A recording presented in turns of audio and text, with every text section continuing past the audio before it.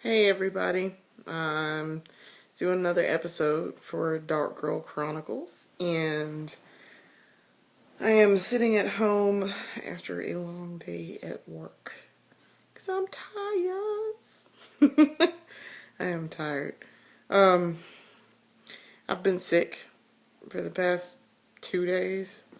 Um, Not to get all into it or whatever, but I had a urinary tract infection, and I used to not get them that often, but um, I hadn't had one in like 8 years, and then like yesterday or day before yesterday, I woke up.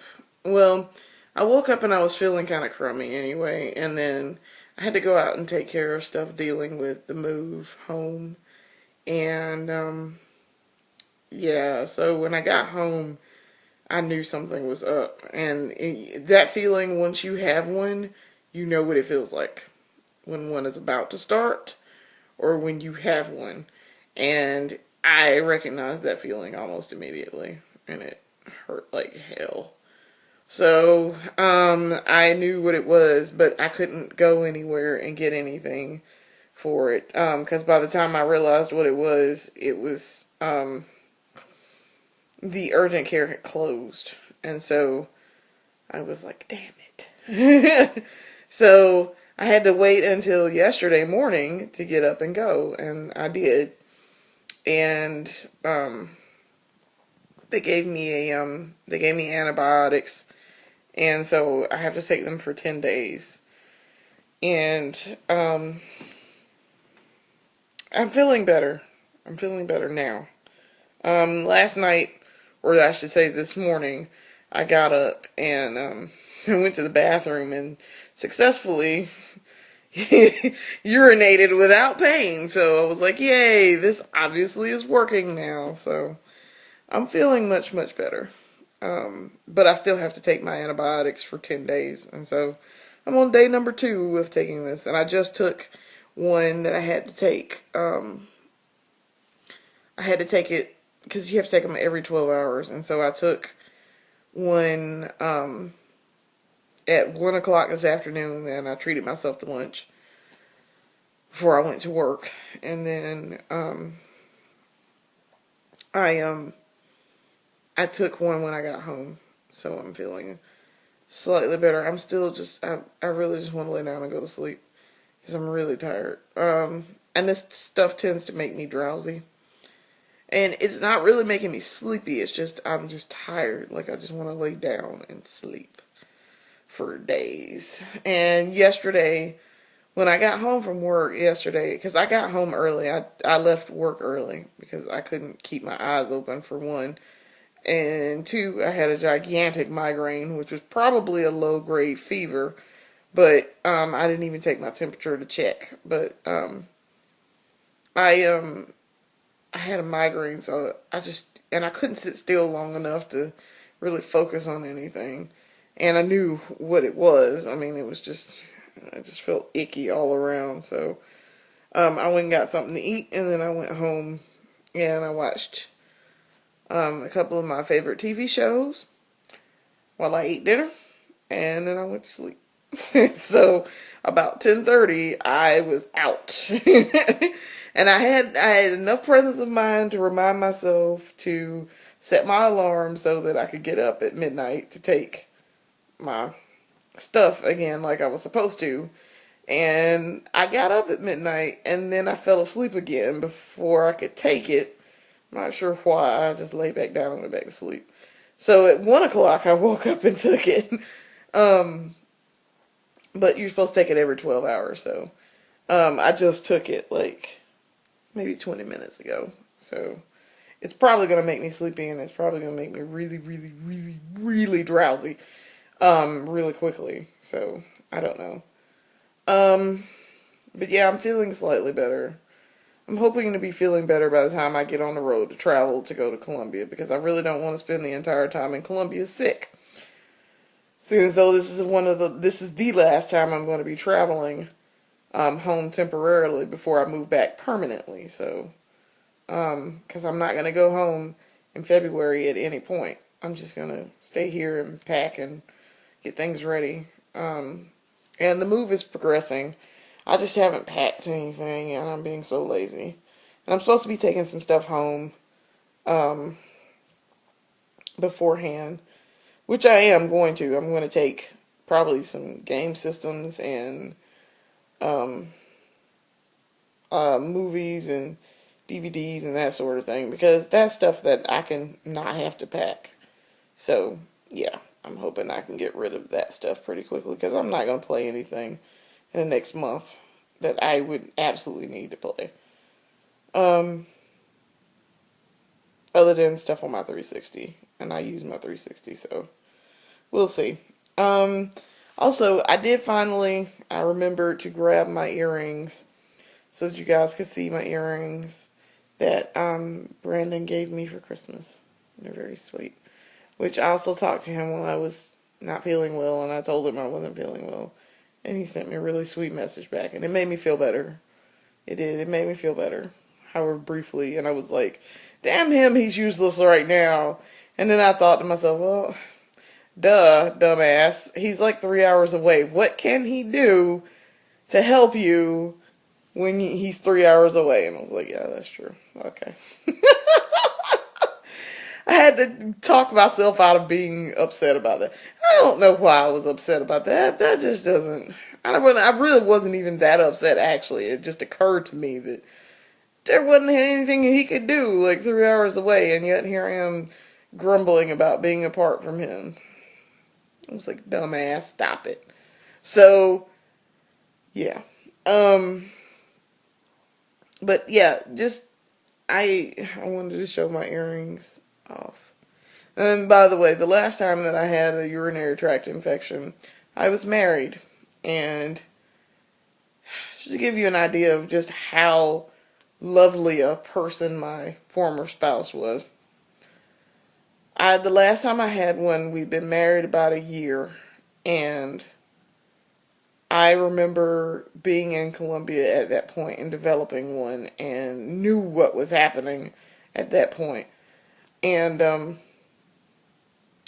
my ex-husband just kind of looked at me like, well, what do you want me to do? I really can't do anything for you. There was no kind of sympathy or compassion there. It was more or less like, well, you're sick, so what? You'll get over it. Which was a symptom of a larger issue that I found out later. Whenever I was sick, he couldn't be bothered, and it worked on his nerves, and he just didn't want to do anything, and he was all upset about it. You know, the fact that he had to take care of me. But when he was sick, it was the end of the world. Oh my God, shit just fell apart. I don't know what we're gonna do. I'm so sick right now. I don't know what we're. And I would just be like, okay, what's the matter with you? Tell me what's wrong with you, and then we can start working on a course of action here to help you start feeling better, so that you can stop moping around here and being all weepy and, I mean, like, work with me here to help you feel better. I can't help you if I don't know what's wrong with you. Okay? And I was like, and I always would say, do you want me to take time off to stay home? Because I had that option. I had sick time, and they would let you take it off. You weren't sick, but your spouse was. Somebody got to be there to take care of your spouse. So, they would always say, you have the option to stay home if your spouse is sick, or like if your children are sick or something like that. You could use that sick time for that. Every time I went to do that, oh no, no, you don't have to stay home. You don't have to stay home. But then it was but you don't care about me when I'm sick. And I'm like, are you kidding me? Shut the fuck up. Seriously. Like, shut up. God, I'm glad I don't have to deal with that now. I really am glad that I don't have to deal with that shit anymore. Because that was some old bullshit. And it wasn't fair. And the one time that I was super major sick when we were together, I mean, like, I could not get out of bed. I had the shakes. I was in pain, okay? I had the flu, basically. I had the flu. I had the flu for like 3 days. I could not function, okay? Couldn't, I couldn't, Opening my eyes and blinking my eyes hurt. So, and I had problems, and I still, from time to time, I have problems with like my neck and my shoulders. And I have problems with my shoulders. They'll just randomly hurt and feel like there's something wrong in the joint or something, right? I remember I got sick right before Thanksgiving, in 2009, I think it was. And yeah, it was 2009. My joints hurt. And it was so painful. I couldn't move. Blinking hurt. And if you had asked my husband at that point what was wrong with me, he would have been like, I don't know what's wrong with her. She may have the flu, maybe. I don't know, something wrong with her. I don't know. Would bitch and moan about having to put, a heat pack on my back or rub because icy hot tends to work really well and help, calm it down and make it stop hurting. But he complained about having to rub the damn icy hot on my shoulder, on my back where my shoulder blade met with my joint and all. And I remember just being like, are you fucking kidding me? Like, I'm your wife.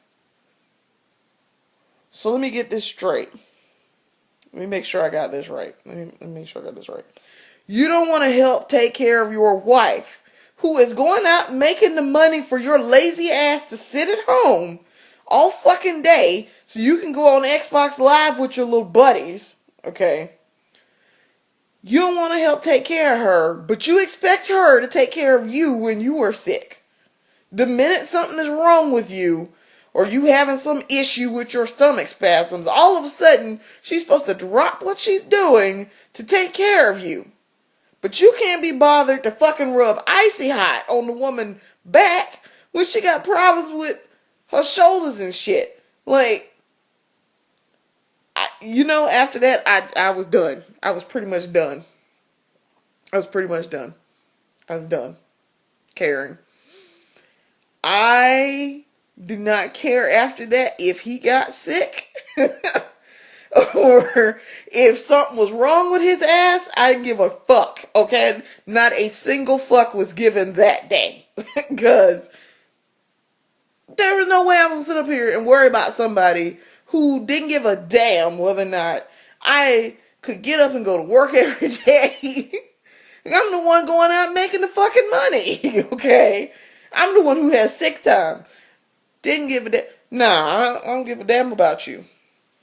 And what really bothered me was, this was early on when we first got married. We've been married maybe about 2 years. Maybe, yeah, probably about a year or two at this point. And I remember the same bitch who was pregnant that he later tried to cheat on me with was still pregnant at this point. Now, she'd already managed to insinuate herself in several situations that involved my husband, which didn't surprise me. I already knew what the deal was there in the first place. I already had guessed it, but I was just going to let him give himself enough rope to hang himself. It just took longer than I expected.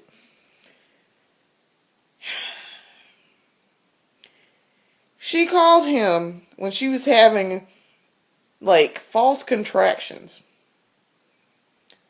She calls him and she says, I'm having contractions. Should I call? I don't know who I should call. Should I call the hospital? Should I go to the hospital? And I'm like, bitch, he ain't no goddamn doctor. If he was a doctor, do you think we would be here talking to your ass? No. Like, are you fucking kidding me? Like, how blatant obvious can you be? Seriously? 6 weeks later, she'd had the baby. This wasn't my husband's baby, or at least it shouldn't have been his baby. Her husband, her ex-husband, was the father of her child. This bitch goes back to work. And I call her bitch. Let me tell you why I call her bitch. Because her ass knew what the deal was. She knew what the deal was, and she knew that he was eyeing her the whole time. Oh, I got nothing but contempt and anger for his ass, because he was in the wrong. She was in the wrong too, because she knew what the shit he was doing. And she knew that he was married and he was panting behind her. It was pretty obvious. But yet you encouraged this shit. Okay? Never mind the fact that your own husband was running around on you and you caught him in bed with somebody else. Like, you would think that people would be a little bit more cognizant of that shit. You know? You'd think. But years later, still dealing with the same bullshit with the same bitch. Okay? But whatever, fine. You know what? She claims that he's their favorite black friend now. He can be their favorite black friend all he wants now. He does not have to worry about some wife getting in the way. He ain't got to worry about no wife getting in the way. He ain't got to worry about nobody sitting up there saying, what are you doing? While you got a picture of this other bitch in your wallet with her baby and you ain't got a picture of your wife in your wallet. Yeah, you ain't got to worry about that shit. You ain't got to worry about it at all. You are free. You can do whatever it is the fuck you want to do with this bitch. Because let me tell you something. Lindsay is not getting involved in that shit. I am done. The minute you decided not to be my husband anymore, and the minute you decided you wanted to try to cheat on me with her, you can completely cross off the list me giving a fuck and getting involved. And had the nerve to sit up there and say, I can't be a good husband anymore. Motherfucker, you were never a good husband to start with. It's starting with the fact that you fucking paraded this bitch in my face for 5 years. Like, the fuck I didn't know what you were doing. Lazy, nasty ass. So, anyway, when she's 6 weeks later, after she has the baby, I have cramps. And we talking about cramps where you can't really function and it hurts and you really don't want to get up and do much of anything, let alone crawl to the bathroom to get some damn pills to stop the pain from feeling like somebody is kicking you in your junk 15 million times with damn steel toe boots on. Okay? Let me just say, functioning and walking and moving around and doing shit was not working. Okay? I called my husband into the room and I said, baby, this hurts. This hurts a lot. Baby, this hurts. Please get me some Excedrin out of the bathroom. I can't move. I can't get up. This hurts. This really hurts. He looked at me about like how I'm looking at y'all right now. The look on his face was more or less like, okay, so, I mean, bitch, I don't care. I promise y'all, it was like, bitch, I don't really care. He looked at me. I'm gonna describe and I'm going to demonstrate exactly what he said to me. He looked at me. He paused. And he said, and I quote,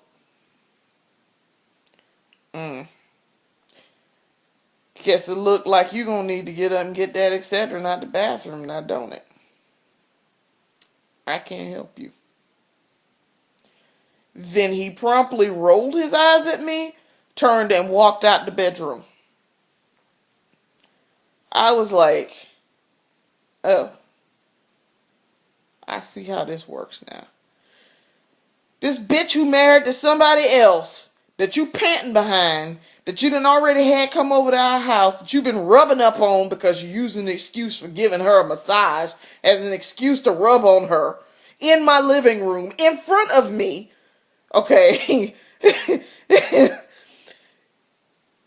That bitch can call you and ask you if she should go to the fucking hospital like you some goddamn obstetrician or some shit.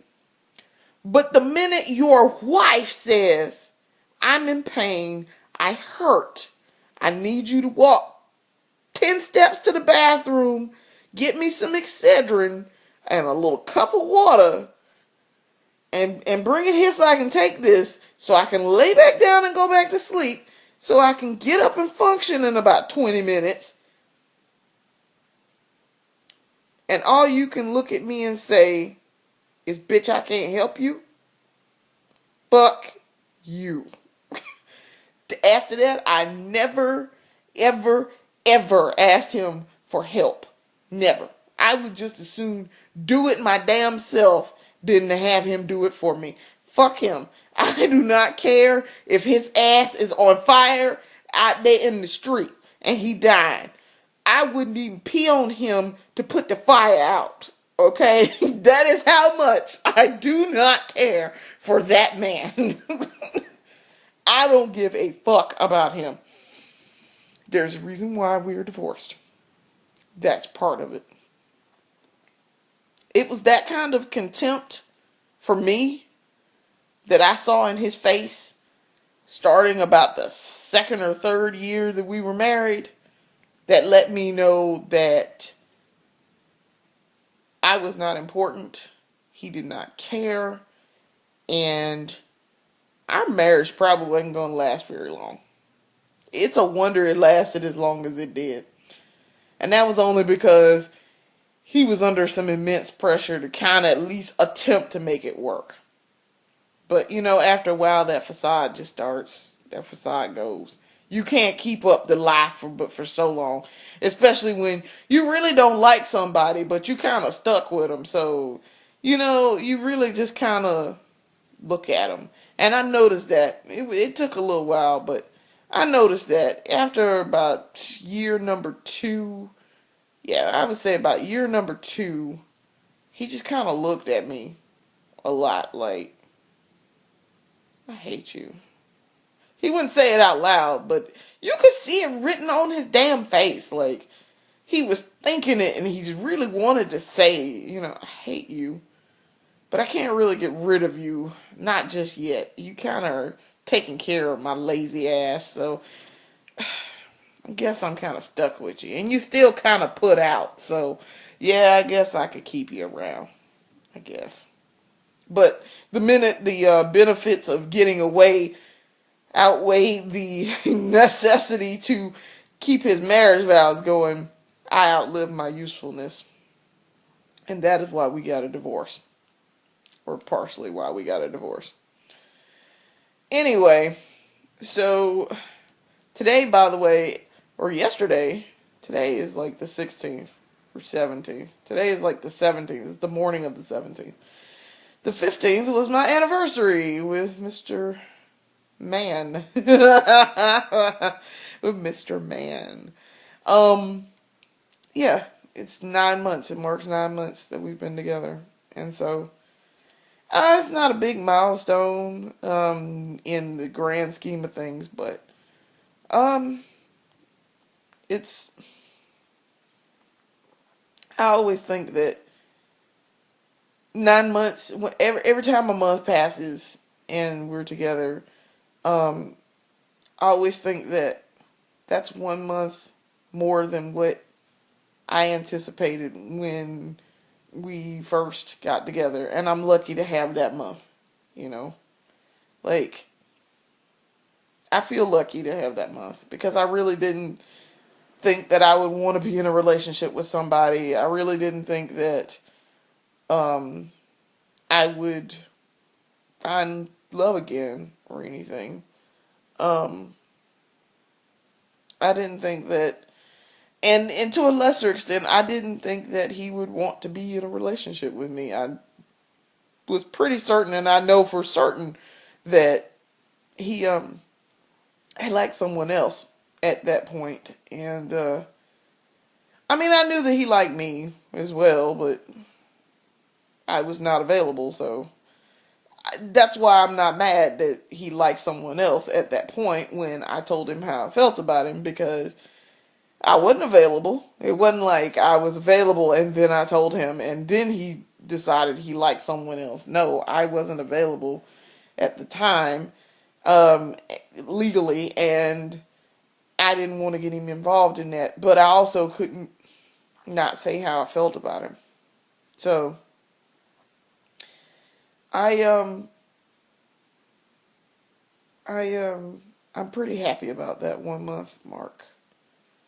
That we keep making.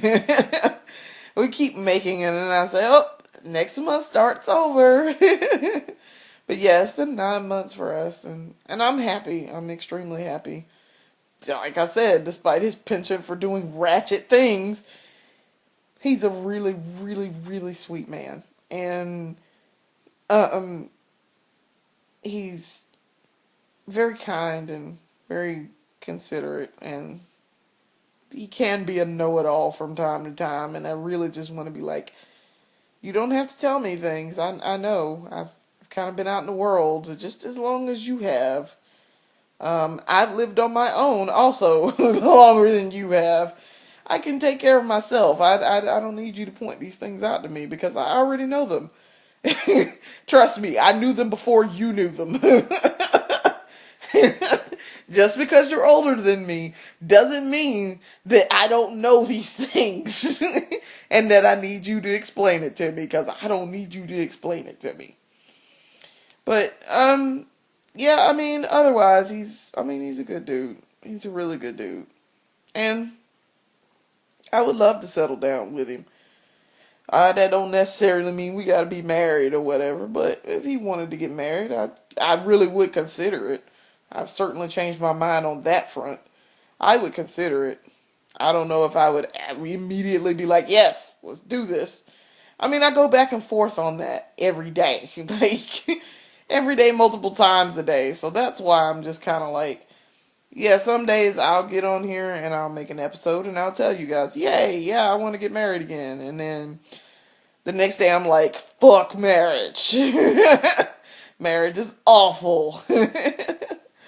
And then I'll be like, yes, let's get married again. Like, I mean, I go back and forth a lot. And it's not his fault at all that I go back and forth. It's not.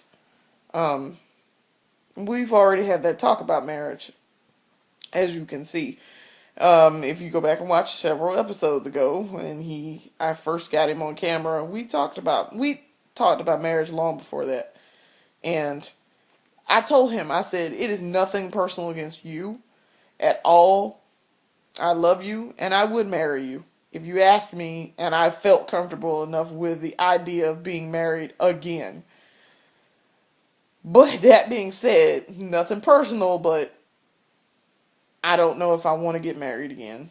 It was hard, and it was really, really, really, really hard to accept not being married. I was married for a long time, because 7 years is a long time. I know people say, oh, that's not long. Yeah, it is. That's a long time to be smiling in somebody else's face and, dealing with them as a couple, and then all of a sudden you're not married anymore. So, yeah, that's a long time. But so, okay, here we go. Now, this is a gift to his sweetness. This is a little token of his sweetness. He got me these for Christmas. I picked them out. They're earrings, and I'm trying to separate them, but I really can't separate them that well. They're earrings. There we go. I can actually separate them now. You can see it between my fingers. These are Mario earrings. They're Mario mushroom earrings. If you played any kind of Mario back in the day, like Mario, Super Mario Brothers 1, 2, and 3, those are power-up mushrooms. So, and they're also in Mario Kart too. Um, he bought me those. I picked them out at Lost Ark, the arcade that I go to all the time in Greensboro, and he gave them to me later, and so I've worn them a couple of times, and I really, really think they are so cute. And I have a Mario hat that they match perfectly with. I have a Mario baseball cap that they match perfectly with that I've had for years. And then I got these earrings and I was like, "Oh yeah, I should wear these with this." Um I'm a huge fan of Super Mario Brothers, so at least the early games like 1, 2, 3, um Super Mario World, Super Mario Kart. I love those. I had Mario All Stars when it came out. Um, like I'm a huge Mario, old school Mario player.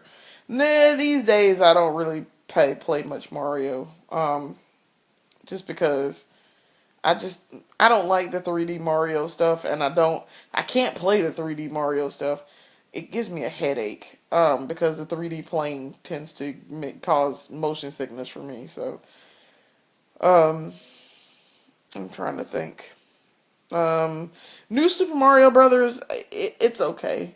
I don't like how they made Mario run in that, and so the mechanics for him running are completely different than old school Mario, and I don't like how it works. So I don't really play it that much. I used to have it on Wii, and then I traded it in. Yeah. But I'm the Mario fanatic that when Animal Crossing came out, there was and it's the one on GameCube. When Animal Crossing for GameCube came out, there was a thing called the Forbidden Four. That in Japan you got these four Nintendo games because in the original Animal Crossing, the very first Animal Crossing, you could play Nintendo games that were emulated within Animal Crossing, and you got the little Nintendo cartridge things, and you put them in your house, and so they're like systems. Um, and you could get like soccer, baseball, Excite Bike, Donkey Kong, Donkey Kong Jr., Wario's Woods. Um, it was like 12 games. But the Forbidden Four was Super Mario Brothers, Ice Climbers. I'm trying to think that did they really consider that when yeah, okay. It wasn't ice it wasn't Super Mario Brothers. Mario Brothers is also in the game, but it was so well hidden in the code that it took forever to get it. So I always think of them as being part of the I always thought of that as being part of the Forbidden Four, but it's not. Um the Forbidden Four was Super Mario Brothers, Legend of Zelda, Ice Climbers, and um oh gosh. I guess it was Mario Brothers. So those four games you could not get in the American version of Animal Crossing unless you uh, um, used an action replay. And if you used the action replay, you had to put in this code, and you could get those four games. And so I did. I got those four games. It took me a little while before I got them. I remember reading about them ages ago, and then finally going and doing it on my actual game. But and it took me years later, even after getting the Forbidden three of the Forbidden Four, to get Mario Brothers. I never could get it, and then I know what the other fourth one was. I'm sorry, Mario Brothers isn't included in there because the fourth game is Punch Out, and it's Mike Tyson's Punch Out. It's not Punch Out featuring Mr. Dream. So which of course there is a huge difference between between those two games. Um, I'm showing my retro video game nerd geekery going on here.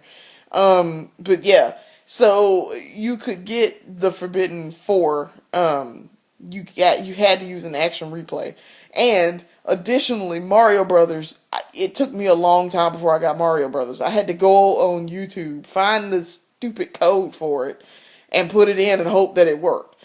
And that was years later that I got Mario Brothers. So yeah, I was super excited about it when I unlocked them. But yeah, I'm the one who in Animal Crossing because I played a lot of Animal Crossing. I had the Mario theme in my house, and I had I had all the Mario themed items, which you can't get unless you use a you got to figure out what the code is for that too. They had hidden them away in the American version. You weren't supposed to be able to get them. Um, you had to use universal codes to get it.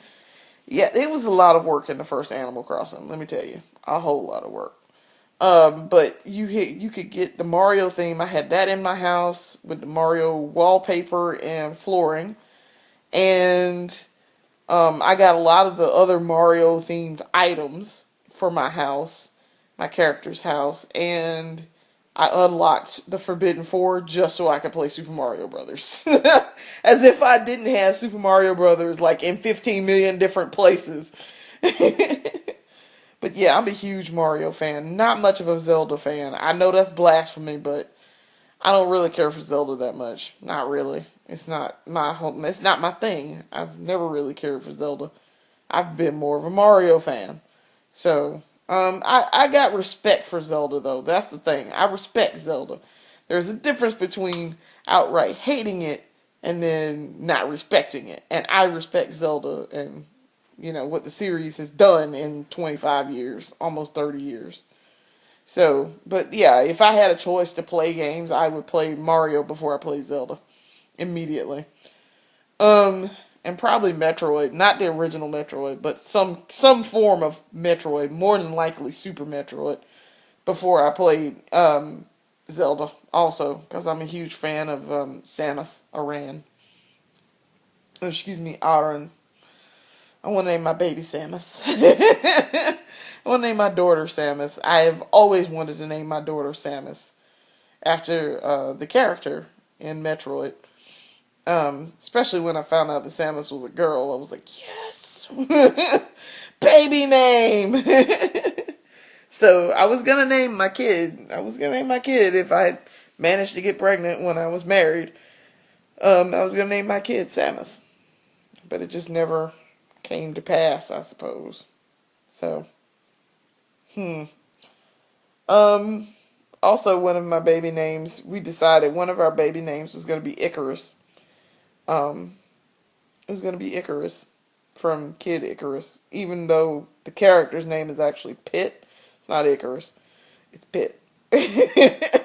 We were gonna name our baby Samus Icarus or Icarus Nathaniel. We came up with Samus Icarus because we didn't know. I thought I was pregnant, and so um, I was like, well, if we don't know if it's boy or girl yet, and we won't know for like 4 months. So, um, I was like, well, for right now, we'll just call it Samus Icarus. So until we figure out what it is. Well, it turns out I wasn't pregnant. So, but if I had a boy, I wanted to name my boy, Icarus Nathaniel. Cause I like that name. I don't know. I might still, if I ever had a boy or had a girl, I would probably still name my daughter Samus and my son Icarus. I don't know. Depends on how the father would feel. And given that the current person who is a candidate for being the father kind of is looking at me like, I am Kiz Jew. I don't think I'm going to be making the babies to be naming the babies. Something tells me I ain't going to be making the babies to name them. So, but he told me something really. It was a private moment between the two of us, but in effect, he basically said that um, he would take care of me and my baby. He would take care of me and my baby should I get pregnant. So I was very flattered by that. Very, very, very flattered.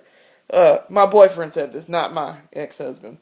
My ex-husband would have left me stranded with a child in the middle of nowhere where none of my family is. So, yeah, that's a no.